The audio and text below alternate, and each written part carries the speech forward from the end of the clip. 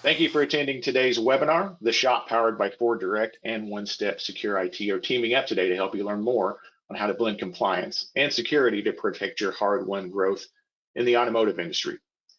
Kevin McAdam, Chief Revenue Officer at One Step Secure IT, will be our presenter today. Kevin, over to you. Great, thank you, John, and hello, everybody. Thank you for joining us here. So we're here to talk about keeping cyber criminals out, combining compliance and security for safeguarding your hard-won growth. And we're really excited to feature the former CISO of the CIA, Bob, as well as Beth Hill, who many of you know. We'll do a little bit better introductions here in a minute, but I just wanted to set the stage for what we're gonna go through today. It is compliance and security. So I figured we'd just kill two birds with one stone and talk about the probably last two things on your list of what you don't want to talk about. Let's just go all in on the torture, right, to get it off. Start off right. Joking aside, though, we are going to try and make this as relevant as possible and leave you with knowledge, certainly, but more importantly, some actions that you can take. And unfortunately, this topic is, while I'll try to joke and make it fun, it is as serious as a heart attack to your business and can happen just as unexpectedly as we've all seen so much. And also, similarly, it's preventable. There's things we can do, like watching our diet, watching what we eat, in the security version of that, to make sure something can be done to prevent this stuff. And that's one of the also problems, is just like those habits, it's often very easy to put it off. And kind of side note, probably why the FTC and other regulators got involved over the years. But in terms of what you can expect from today's webinar, we're going to have about 15 minutes of pretty fast coming content for you, kind of the state of the industry, the state of the topic, why dealers are in the crosshairs of this thing, and how you should approach the problem properly to address it properly. And then we'll go into a panel discussion with our experts who are on the call today, and would love to hear questions that you guys have. Like I said, that first 15 minutes, we're just gonna get a bunch of content out to you, but would love to hear what you're thinking, what you want to know, get some questions in for our panel. And then we'll kind of close out the last third of this thing with 10 specific steps that you can take away from this today that are practical. And then we'll go into some more Q&A. So that's what you can expect from today. Let me get into some introductions here. So we'll skip over me and we'll talk about our experts that are on the call with us today. So Bob Bigman is the global cybersecurity consultant to governments, private organizations, former chief information security officer at the Central Intelligence Agency, and has over 40 years of experience safeguarding the nation's most sensitive information.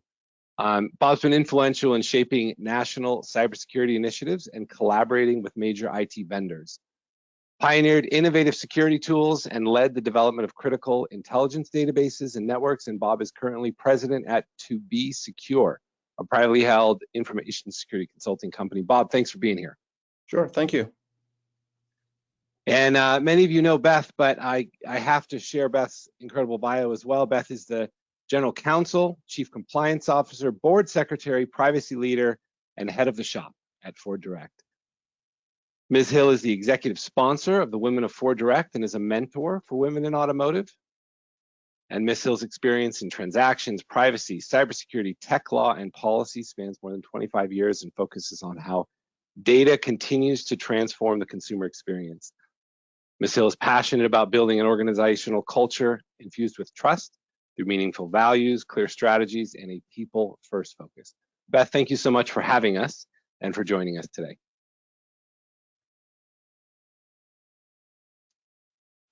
Thanks. Okay, let me just, of course, thank you. Let me just give you a little introduction of who we are, because for most of you, One Step Secure IT is the new face here. So we are an outsourced IT company. We've been doing this almost 40 years now, nationwide, and that's our founder, Scott. He got his start way back when you had to build computers in a suit, as you can see from there. So while we have grown and have a nationwide presence, at the core of us, we're still a family business and have a great tenure and a great culture. I hope you get a chance to see that and learn from that after this. All right, that being said, let's get into the content, shall we? So I think first thing to do would be to address the elephant in the room, so to say. Yes, we planned this webinar before this happened, and no, we did not plan on this happening to support the webinar, but there was a unfortunate incident that you all know about. At this stage, we know that this is over $1 billion hit to business for auto dealers, and we also know that it's just starting. So we're going to talk a lot more about it. If you have questions, if you're a CDK customer, throw those questions in the Q&A. We're going to answer as much as we can about what's going on there. Today was not necessarily about that, but it's obviously a very relevant topic. So we want to understand how we can help you. Let's get into the content a little bit more. So this is an actual ransomware message. So hopefully none of you ever see this, but this is actually one. This was a client of ours that they became a client after this. We came in after the fact to help. And I'm going to read it to you a little bit because it makes it a little bit more real to see how cocky these ransomware people are. This is Royal Ransomware. It says, if you're reading this, it means your systems were hit by Royal Ransomware. In the meantime, there's their contact link, of course. Let us explain this case. It may be complicated, but it's not. Most likely what happened is you decided to save some money on your security infrastructure. Alas, as a result, your critical data was not only encrypted, but also copied from your systems onto a secure server. From there, it can be published. Anyone on the internet, from the darknet criminals, ACL, journalists, Chinese government, different names for the same thing. See this, they even have humor in their ransomware letter. Even your employees will see your internal documentation, personal data, HR reviews, et cetera, et cetera. Fortunately, we got you covered. Royal offers you a unique deal. For a modest royalty, got it? For our pen testing services, we will not only provide you an amazing risk mitigation service, yeah, right, covering you from reputational, legal, financial, regulatory, insurance risk, but we'll also provide you with a security review for your systems. To put it simply, your files are decrypted, your data restored, and your systems. Try Royal today and enter the new era of data security. Obviously, you don't want to do that, but I wanted to make it real. In this case, this client couldn't even pay the ransom if they wanted to. The feds got involved. It was a foreign actor. They were completely shut down for 2 weeks. They had to rebuild everything, all new computers. 6 months later, they were still working out the kinks. So a lot of people ask me, especially when I talk to dealers right now, is why? What the heck? Why is this such a deal now? Well, I want to explain it from the context of pre-COVID and post-COVID. And unfortunately, almost everything today has that pre-COVID, post-COVID status, doesn't it? And so does security and cybersecurity. Part of the problem is the way that most companies value this problem today is wrong for today's environment. I liken it to parts and labor, and I liken it to your business. Would you take a customer who wanted to do a transmission replacement, but all they wanted was a transmission? They didn't want any of your labor. You probably wouldn't take that sale because they'd wind up getting in trouble, and it'd be a bigger problem for you as well. And that's part of the problem is a lot of people have just used the prior to COVID approach of I'll just buy some tools and it'll be okay. It takes tools and talent today.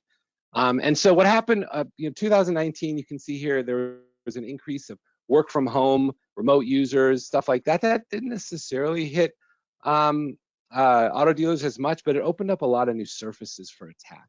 By 2020, 2021, the average ransomware demand was around 6,000 plus 274 in downtime, employee pay, benefits, et cetera. By 2021, there had been a 225% increase in cyber attacks against the automotive industry. The average ransomware by 2022, 925,000. You can see the rapid increase. 2024, now this was unfortunately pre-CDK. The automotive industry was expected to lose 505 billion due to cyber attacks. As you can see from my first slide, we're already unfortunately double that just from that incident alone. So the appropriate measure here is not just to assume that I can buy some parts or tools from some software company and be covered. It takes skilled labor today that you can employ with those tools in order to protect you. Now, the flip side of that has, interestingly enough, happened on the criminal side. The tools have gotten so good that talent is less of an issue. As long as you have a inclination to do so, you can go and buy some ransomware service. In fact, there's these 4 common ransomware as a service models that the criminals can take. They can do a monthly subscription, they can buy this software and go deploy it and make money through criminal activity, or they can do affiliate programs. They'll offer a monthly fee, but they'll take a percentage of the profits. That's how confident these ransomware companies are. They'll just take a percentage of the profits or do a licensing or just do pure profit sharing. They're good enough that practically anyone can use them. And it's really easy for a lot of the criminals these days. So here's another example of enmity ransomware. Now, I like to bring this up because this particular customer came to us and they had a business email compromise. They knew it, we knew it, and they decided not to take action.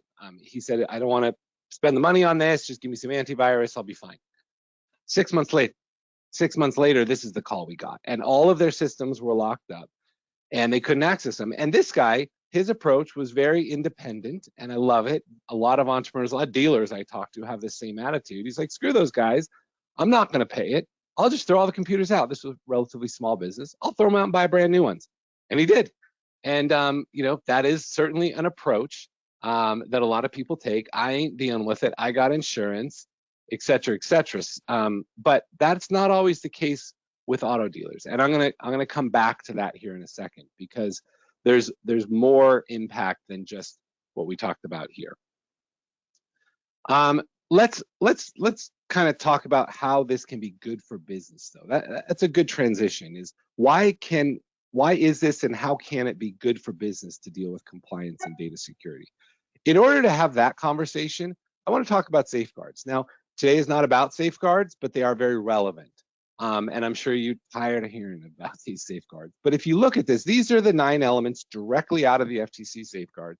And the first one here says, designate a qualified individual to implement and supervise your company's information security program. Now, let's just take that first point. Now, I must make a comment. Compliance is a bare minimum when it comes to security. That is what is being enforced so that your customers are protected. It's not necessarily designed to protect the business, although it will. But that is the first step, qualified individual. And across the board, when I talk to many dealers, I ask them, who's your qualified individual? What are they qualified to do? And there's often an unknown there. Well, at the very least, they have to supervise it. So what do they have to do? They have to do a risk assessment. They have to design and implement safeguards that do these 8 different things. They're going to have to regularly monitor. They're going to have to train. They're going to have to monitor your service providers. They're going to have to keep this information security program current, create a written incident response plan, and then report to your board of directors annually. So if you just take that one point, I'm trying to say, let's make it good for business, but also it takes a qualified individual. There's a reason for that. Why are dealers a target? Let's get to that point. I get that asked that all the time. Well, last several years have been pretty good for dealers, and cyber criminals have noticed, and they're attacking dealers because they're easier targets. This is an old last year. I'm sure it's way worse this year, but this is bad enough. The average downtime was 16 days. The average ransomware was 228 days. And no offense, but most are small, medium businesses today in the country, and definitely dealers, are easy marks. So sure, the big players can go and get the big hits, the tens of millions of dollars that you hear about in the news, but it's also really easy for them to come and get $10,000 to $250,000 all day long. And there's a lot more fish in the sea, so to say. But here's the other thing, and here's why it's good for businesses. This last statistic right here, that 84% of customers say they would not buy another vehicle from a dealership if a breach compromised their data. And of course, if a breach does, you're required to notify them. So this is where I think it's good for business, because we can have that approach of, screw them, I'm not going to deal with these guys. I'll throw the computers out, I'll go manual.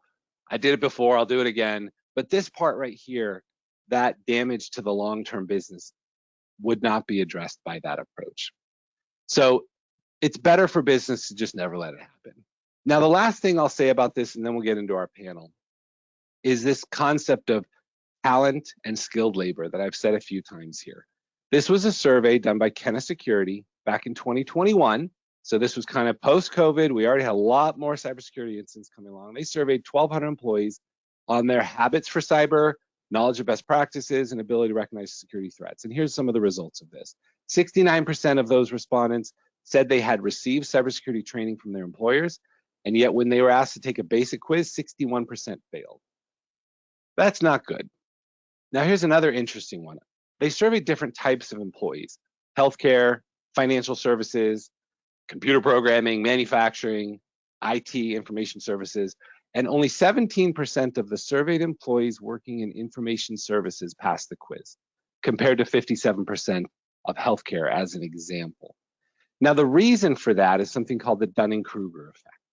And it is a cognitive bias. It's a bias in our thinking in which people with limited competence in a particular domain overestimate their abilities. Now, I'm not saying that your IT people don't know how to do this, but I'm saying that this survey showed that the information services people performed worse of all types of employees on this thing. And these are two different disciplines, security and IT. IT is, I'm going to keep things running. Security is, I'm going to keep things secure and protected. And it takes a level of skilled labor for security that is different. And most people I talk to say, I assume that my IT's got this covered.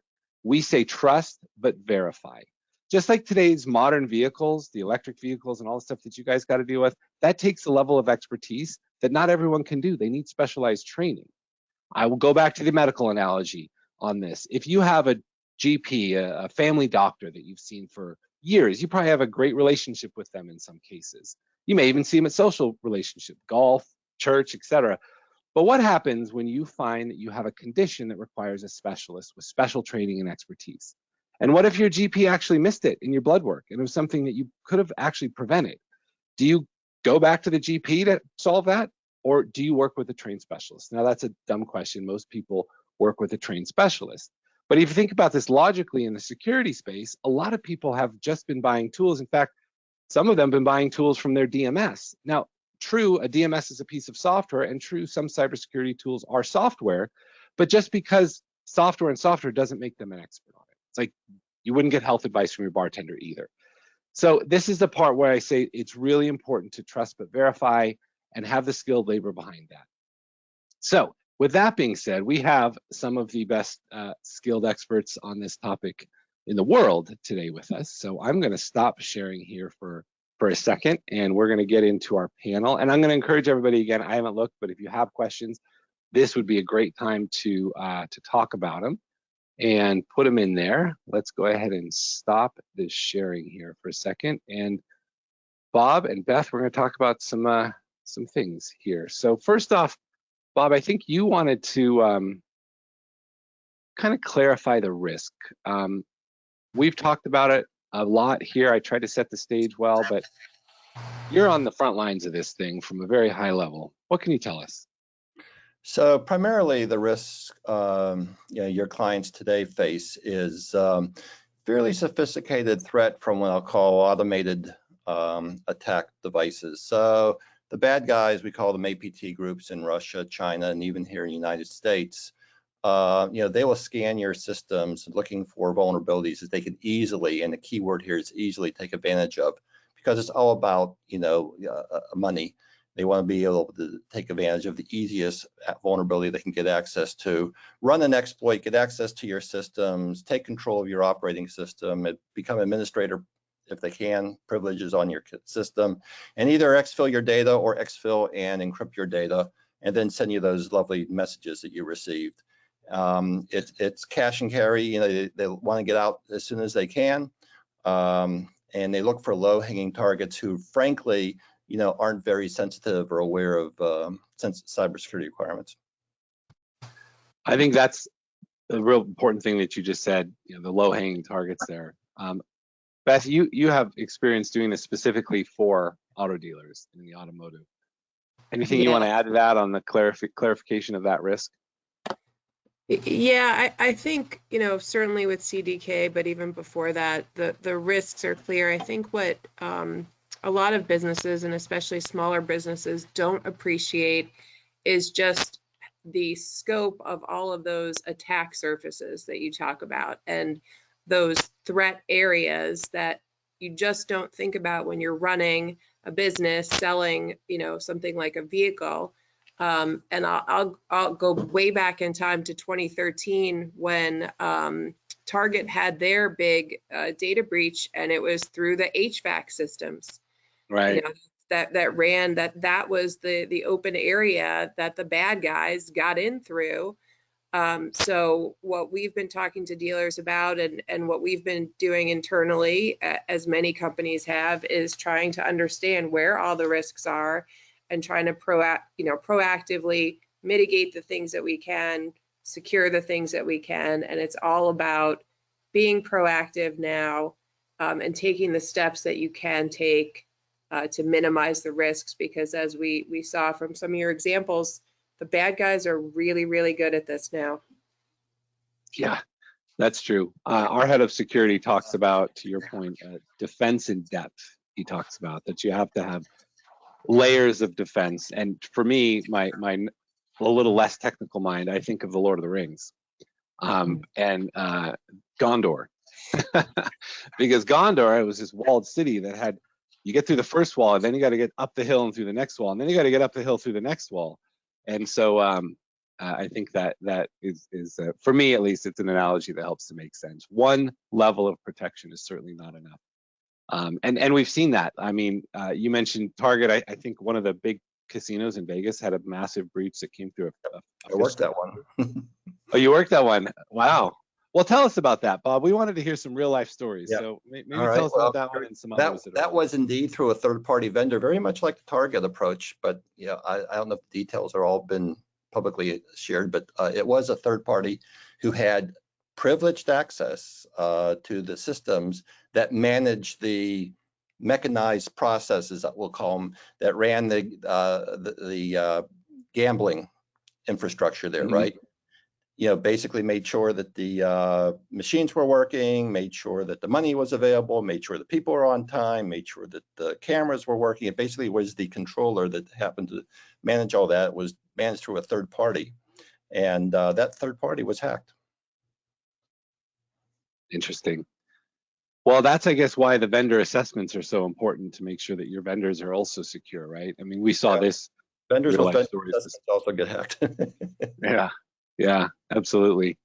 Beth, are there any other stories that come to mind that you think are relevant for the audience to hear about, specific in the dealer space?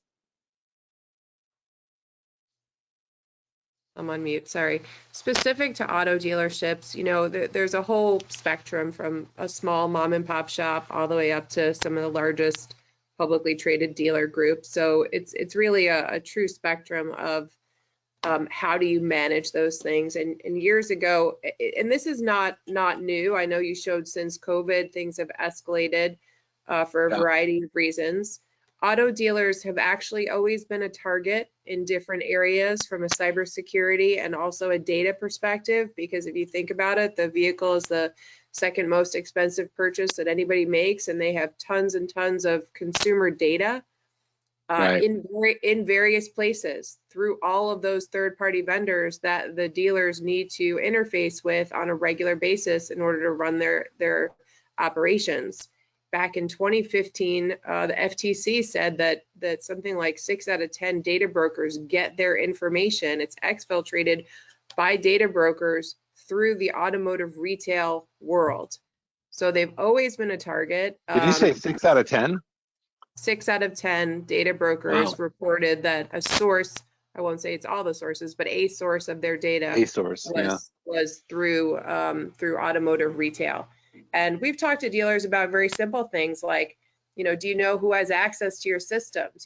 Conducting regular security audits. I mean, I'd like to, I know we're going to share some of the proactive tips and tools, but that low-hanging fruit and those things like cybersecurity audits, see who has access, shut it off and see who complains, and then all those other people don't need it.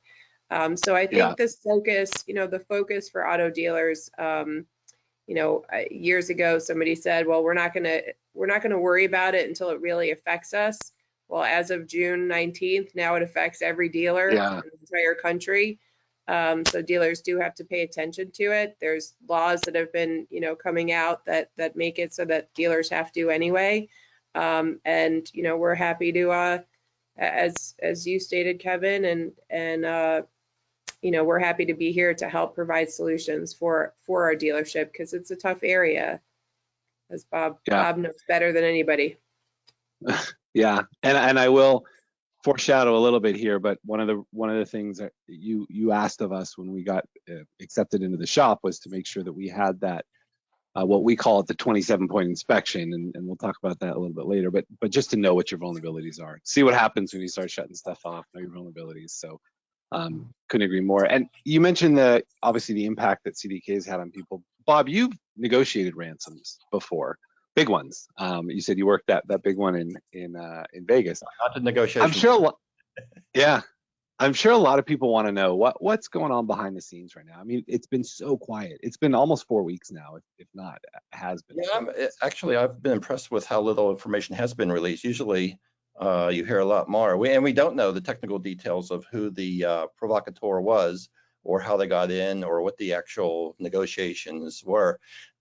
The rumors I had heard was that they had indeed paid a ransom amount unknown. I hope they had a very good qualified ransom negotiator with them. And hopefully they were able to get their data back.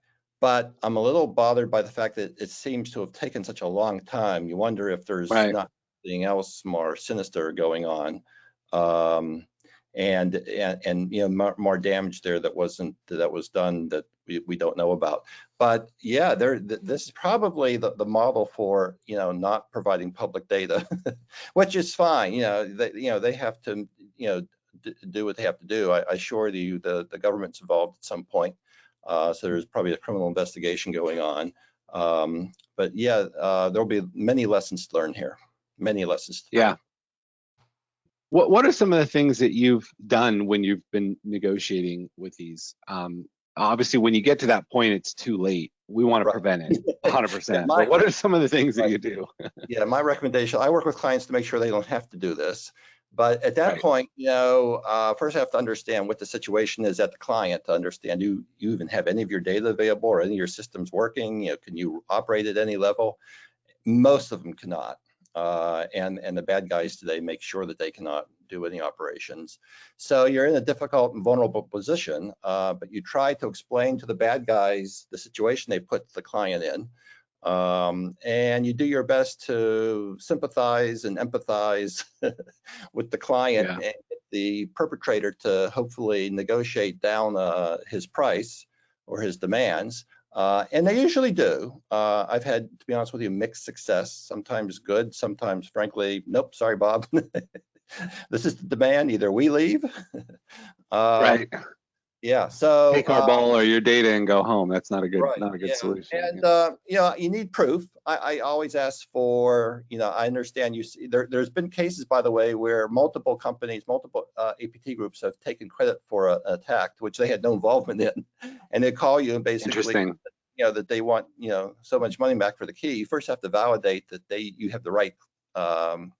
Oh, you mean there's people that are just seeing it in the news and like they're trying to get some ransom on their own? Oh my gosh. They learn about it in the dark web. They see it in the news. However, they become aware of it and they try to exploit it as well. So, but once you validated who the perpetrator is, and you know, you get there's ways of getting evidence to that, and you know they've done the deed. Then yeah, you try to just, you know, do your best to negotiate your way to the best deal the soonest you can get it done, because they also want to get back in business. Yeah. You mentioned something there, the ransom. Sorry, Beth, go ahead. You sounds like you wanted to add something. No, I was just going to say it's something that everybody has to take a minute to think about, whether it's in the context of looking at your cyber insurance or just thinking about it as an organization. The recommendations that we've gotten from the FBI and law enforcement is we don't recommend you pay ransom. But the reality is over 40% of companies actually do pay ransom because they are you know, hoping to get their data back or hoping to unlock their systems. So one of those proactive things that dealerships could do, because based on the dealers I know, everybody's first instinct is, oh, we're never going to pay a ransom. We're not going to negotiate with these terrorists. But when it comes to your ability to operate, you need to at least go through that exercise and say, well, you know, let's do all the proactive things, but if this happens, we need to think about what our position is going to be if this, you know, this ransomware attack happens. Yeah, that was what I was gonna mention earlier too, is, and you said it and Bob said it, and I've talked to plenty of dealers that, you know, their focus is on the ransom. And, oh, I can survive that. I have insurance. I'll pay the $250, whatever. But then we talk about the average downtime and the fact that you can't actually operate your business while this is going on for, you know, I mean, look at CDK. It's been weeks. Average is 16 days. And then when you stop and look at it from that perspective, most dealers I talk to say like, oh, that's like, I can't afford that. Like that's the too gruesome result. So let's prevent that, I guess is the important. Yeah, it's also the risk of data exposure, right? I have clients in the medical industries, and they can't afford to have sensitive medical information on customers and clients, right, released to the public. That's they care less about their systems being ransomed and being they're more concerned about the bad guys releasing that data into the public domain. Well, based on that 84% of customers won't shop with a dealer, I think that would probably be a good thing for dealers to be exposed to too. I'd like to ask both of you about incident response plans for a second. And this wasn't kind of on our plan, but I think it's come up from the conversation.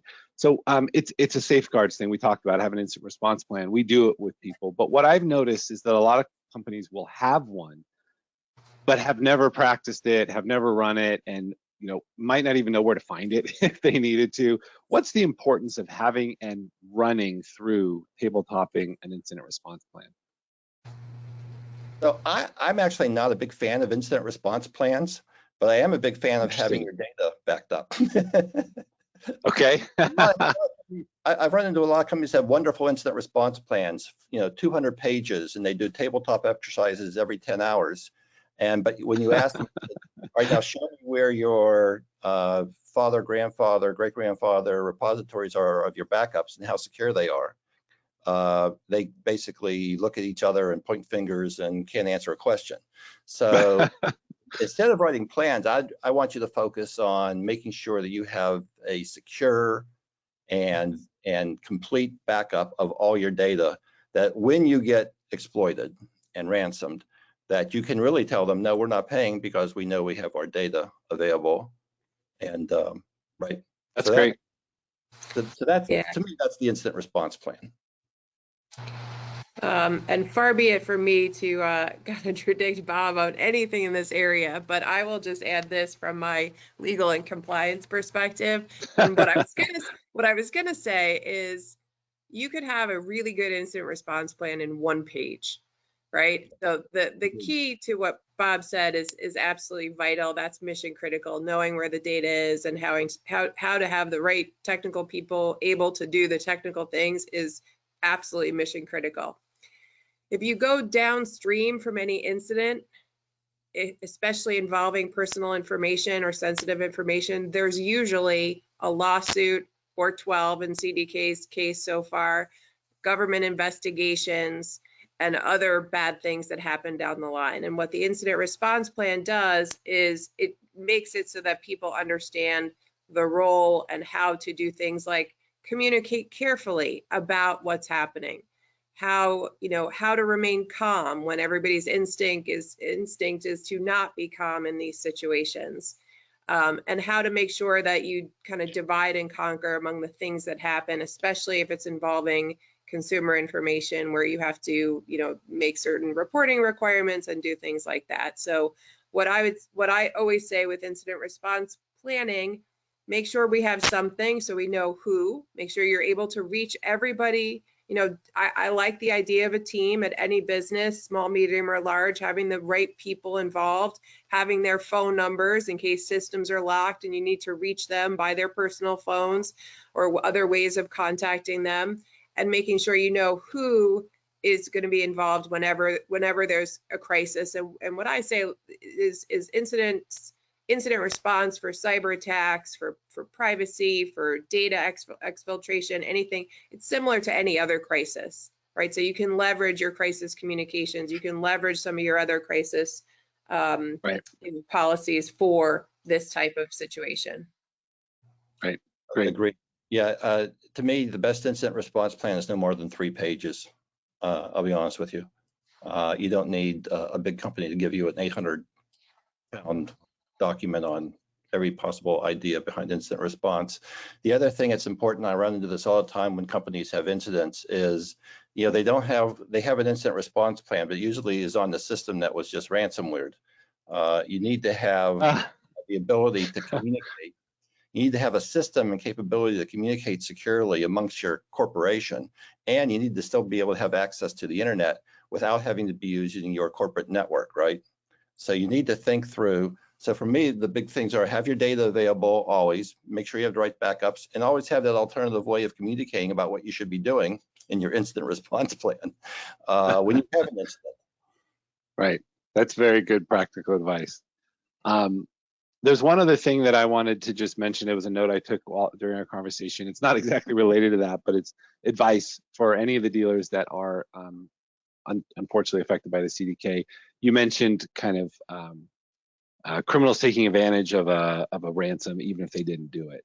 And we are seeing already downstream kind of attacks on dealers who were affected by CDK. In fact, some of them are criminals who are posing as security companies, saying that they will fix things and just join this meeting or just download this file or something like that, and then ransoms come. So if you have been, I mean, now is the time to be very vigilant, I guess, about that Sure. type of stuff. So I just wanted to mention it because I've heard it, and Bob, I'm sure not surprised that's already happening. What do you guys think about going through kind of transitioning now? That was great, transitioning into the 10 steps that we have that we can take, dealers can take right now to try and shore this stuff up. Shall we? Sure. All right. Let's do it. So 10 steps for cyber protection. So number one, Bob, I'm going to defer to you on these here. So, yeah. So just a quick introduction. So, my clients who've done these 10 steps, frankly, have greatly minimized their risk. I'm talking about hundreds of companies who've done this, and only a few have really been successfully attacked. And I'm not so sure it's not for other reasons. But these are like the 10 fundamental things you really have to do to make sure you have a secure ecosystem. Okay, great. Well, let's get into it. Yeah, so the first one, and this is like the big one, and I know a lot of companies don't like to hear this, but when it comes to using your business systems, you really have to make sure that your employees only use corporately provided provisioned computers. No personal use. I don't want to go into the details of why you don't allow people to use their personal computers. God knows where they've been over the years and what they've accessed and what they have on them. But what I find is the companies who allow employees to use personal computers for their corporate networks, those are the ones who get attacked. The ones who use corporately provisioned laptops and PCs for their employees and manage them and secure them, dramatically fewer attacks. That's great. Here's the next one. Yeah, computers get lost and stolen all the time. It's amazing how often it happens. But we have a capability that you can turn on in the Windows environment. There's also one in the Apple environment, but BitLocker enables you to encrypt all the data, right? It also protects against some low-level device attacks that occur across the network. But more importantly is, if you do encrypt your computers and they are stolen, the chance that you're going to be able to break into BitLocker, I don't even know of a case that BitLocker's been beaten yet, will be protected. That's great.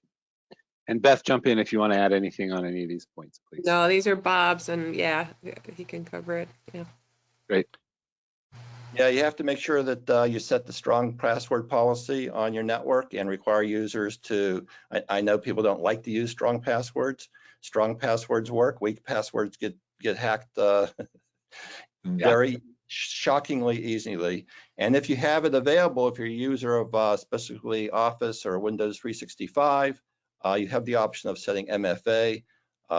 Please, MFA is one of the best tools you can use to authenticate users. But you'd be surprised how many people don't do it.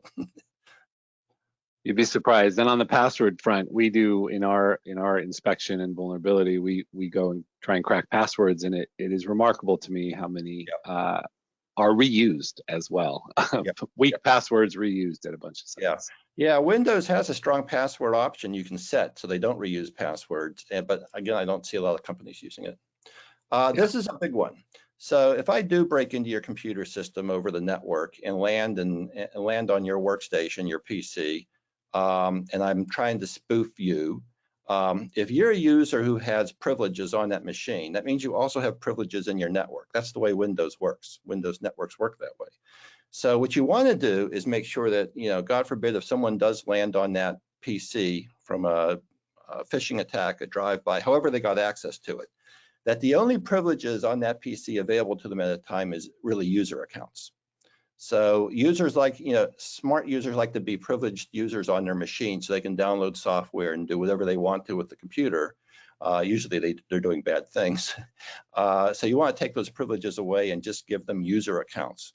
When you do that, you dramatically, again, reduce the risk that I can now exploit that user account and move across your network laterally to get other accesses. Yeah, absolutely. This goes hand in glove with the first one here about user privileges. Don't let users install software. You can set controls and you can set policies in Microsoft Windows, and by the way, in Apple environments as well, to not allow them to download and install software.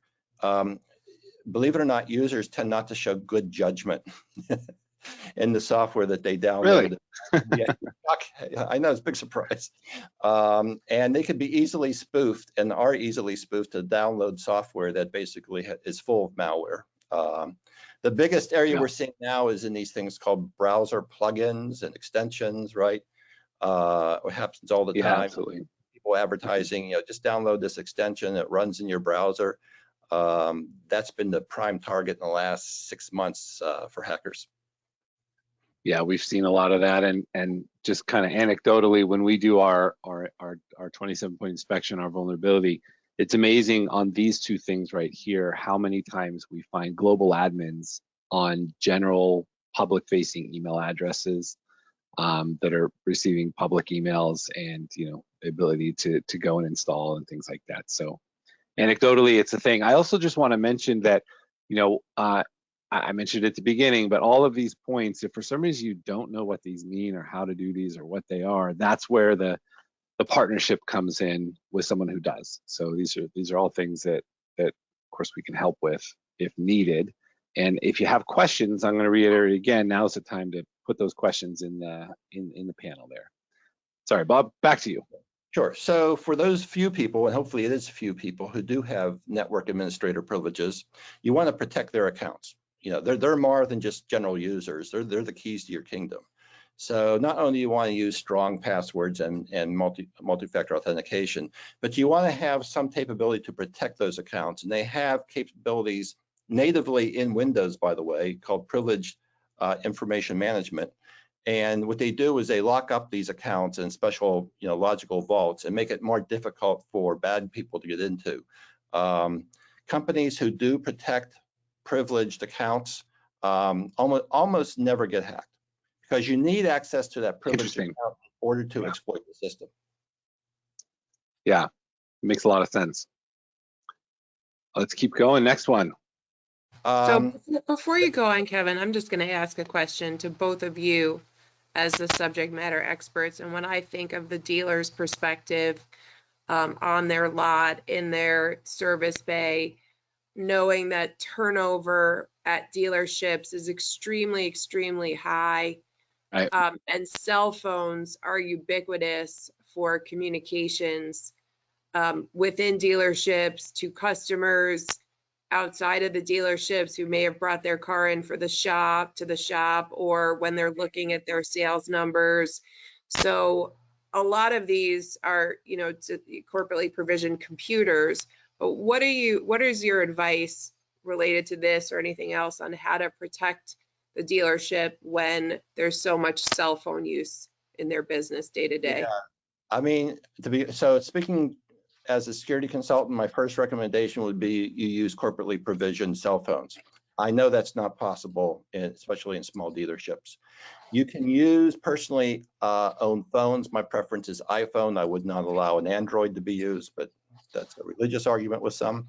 But if you're going to allow personal cell phones, you can use what's called a mobile access management tool that comes with Windows, like Intune. There's also one for Apple. And you can set policies on what they can and cannot do with their corporate resources that they access via the phone. And it's not hard to set these policies. And when they leave, if they quit that day, you can basically erase that whole section from the smartphone So basically, it goes back to just being their phone and no corporate data is on it. Yep, and I'll just reiterate that since you asked both of us, Beth, for our clients that have services with us, we will bring not just the computer endpoints, but the mobile endpoints. We also don't do Android, we only do iOS, but we will do mobile device management and some of the things that Bob was talking about there to keep those. We even, even at our own company, we don't give corporately provisioned phones, but if you're gonna use your phone if you're gonna use company stuff on your phone, you have to accept that corporate provision into the phone. Because there is, potentially data there, and the company needs to be able to erase it if it comes in. So there is a give and take on it, but we do cover it in our scope of services. Thank you for that. All right, here we go, Bob. Yeah, people like to use low cost and free tools, and there's You're kidding. Quite a large number of free anti-malware products you can find. What was that one? AVG or something? I don't know. A lot of people were using because it was free. Free is free. If you want to resist the ability to have people attack your systems, you got to use a recognized anti-malware and ransomware protection product.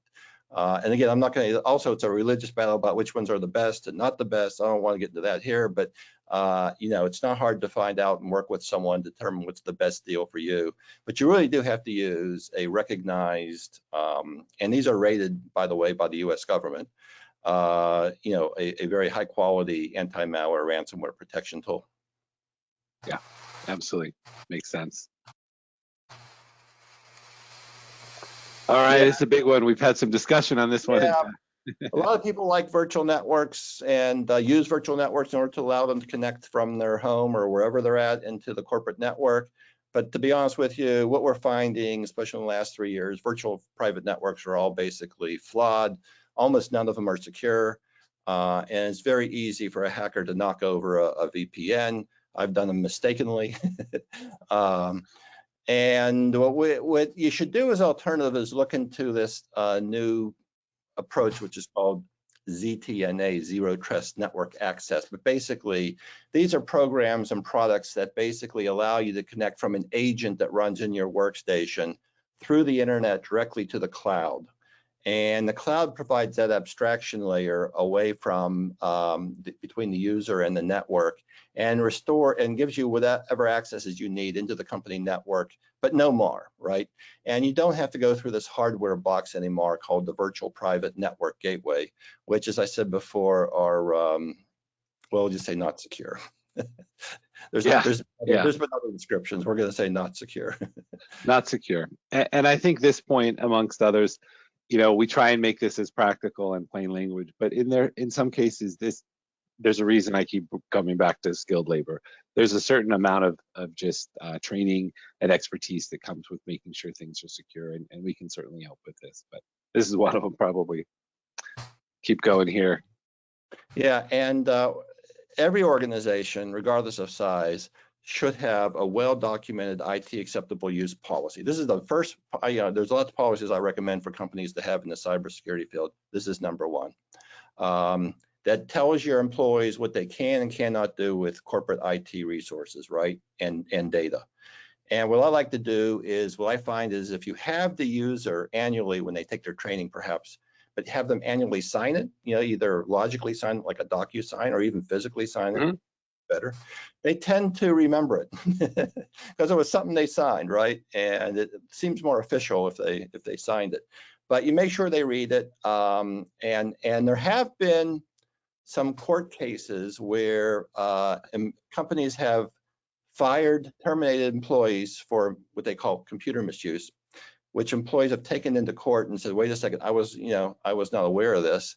And it was true. They either did not have an acceptable use policy, or in one case I gave testimony in, they had basically changed the policy, did not coordinate it with the users. Users were not aware of the specific requirement any longer.